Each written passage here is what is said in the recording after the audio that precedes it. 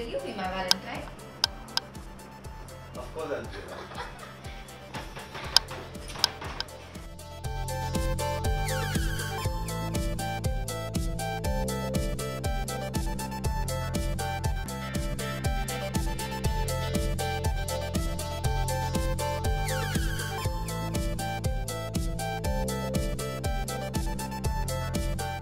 आज propose day है और मुझे तो याद था, लेकिन मुझे पता था कि आप सब भूल गए हो, इसीलिए मैंने अपने फ्रेंड से फोन करके कंफर्म कर दिया।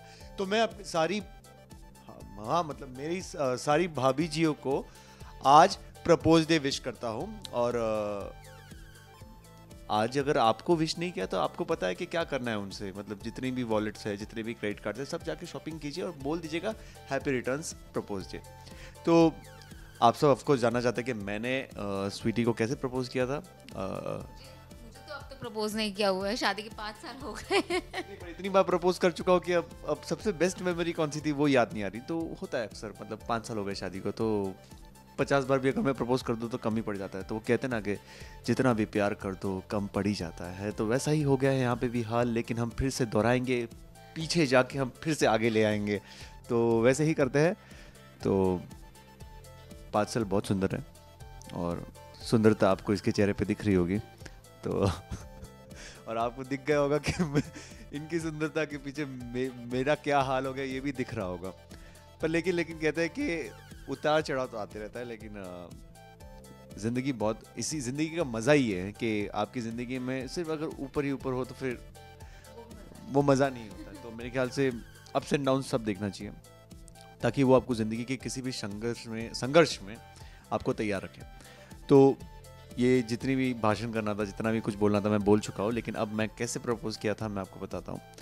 एक्चुअली सच कहूँ तो मेरे और स्वीटी के बीच में प्रपोज जैसी चीज़ कभी हुई नहीं थी, लेकिन वो कहते हैं ना कि लेकिन हाँ सच बोल रही थी। औरत हमेशा सच बोलती है, मर्द ही झूठ बोलता है। तो मैं इस चीज़ के लिए डिनाई करता हूँ। तो बात ऐसी थी कि कभी कभी कहते हैं कि unspoken words mean a lot at times and I say a lot without even speaking a single word. तो ऐसी चीज़ हुई थी मेरे और स्वीटी के बीच। अरेंज मैरिज थी, तो पहले हमने एक दूसरे को जाना समझा, दोस्त बने अच्छे से, और दोस्ती के साथ साथ वो अंडरस्टैंडिंग के साथ प्यार आया। तो मेरे ख्याल से वो एक स्वीट बॉयफ्रेंड एंड गर्लफ्रेंड वाला रिलेशन जो बोलते हैं वो मेरी शादी के बाद आया। एक्चुअली हमें लग रहा है कि हम अब बॉयफ्रेंड गर्लफ्रेंड हैं।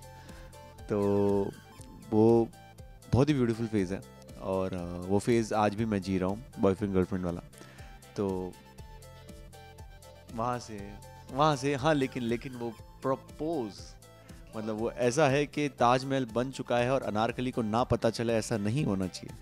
तो वो तो बनता ही है। बजट आ चुका है लेकिन प्रपोजल में कमी नहीं होनी चाहिए।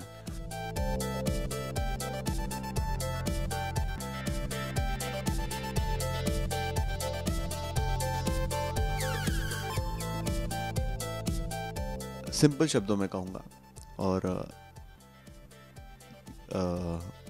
सोच नहीं रहा हूँ, मुझे याद है क्या बोलना है। तो सिंपल शब्दों में कहूँगा, स्वीटी ये तुमने कई बार सुना है मेरे मुंह से और कई बार जानती भी अपने दिल और दिमाग सब में, लेकिन मैं फिर भी कहता हूँ कि ज़िंदगी में अगर मैं हूँ आज जो, उसका पूरा क्रेडिट तो तुम्हें मिलता ही है, लेकिन एक जो बेहतर इंसान इसने मुझे बनाया है, जो तुमने बनाया है मुझे, और जिस तरह से मुझे समझा है, मेरे ख्याल से ये हर कोई इंसान अपने पार्टनर के लिए कहता है, लेकिन मैं एक चीज़ कहता हूँ कि अगर ये नहीं होती तो शायद मैं वो नहीं होता जो आज हूँ।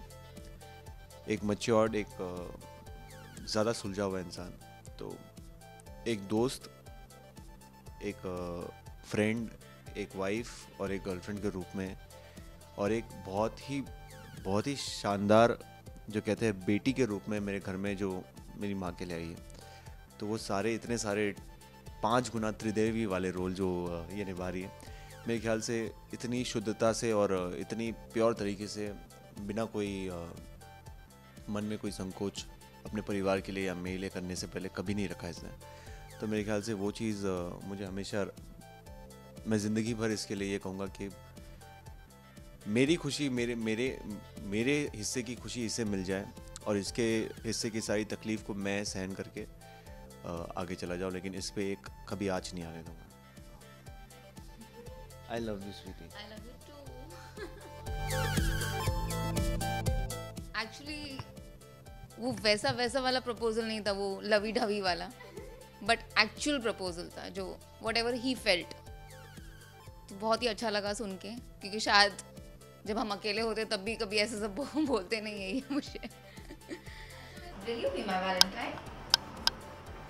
Of course I'll be there.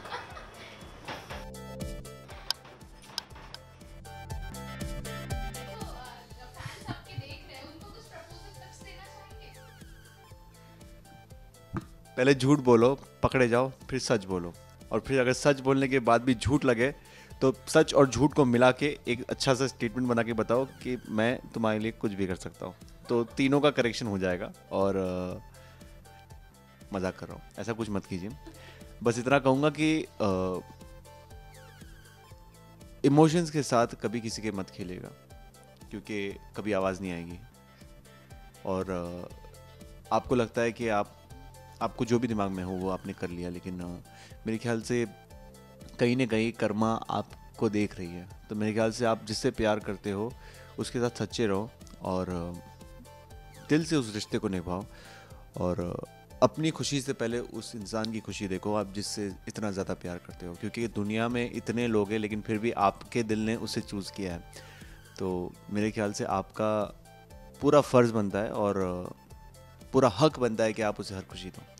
तो दिल लगाओ लेकिन दिल ना तोड़ो। के लिए हाथ पकड़ लो, घबराहट हो तो फिर आंखों में देखते रहो, फिर और घबराहट हो तो सोचते रहो अब क्या बोलना है, अब क्या बोलना है, सोचते रहो, और जब हाथ पकड़ के और उसकी आंखों में आंखें डाल के अब जब उसे देख रहे हो तब उसका रिएक्शन अगर स्माइल आया तो बस एक ही चीज़ बोलना, बस तुम्हारी मुस्कुराहट तो देखना चाह रहा था मैं। थैंक यू सो मच, और it's a happy propose day. और आने वाले वैलेंटाइन यानी कि 1-2 दिन में जो आ रहा है उसके लिए आप जो भी तैयारी करना चाहते हैं कर दीजिए, क्योंकि आपके पास समय बहुत कम है। और इस समय में मैं आपको नहीं सिखाऊंगा कि आपको क्या करना है और मुझे क्या करना है, क्योंकि आप भी जानते हो कि अगर आपने जो सामने वाला सोच रहा है उसे अगर नहीं किया तो उसके बाद आपके साथ क्या होना है।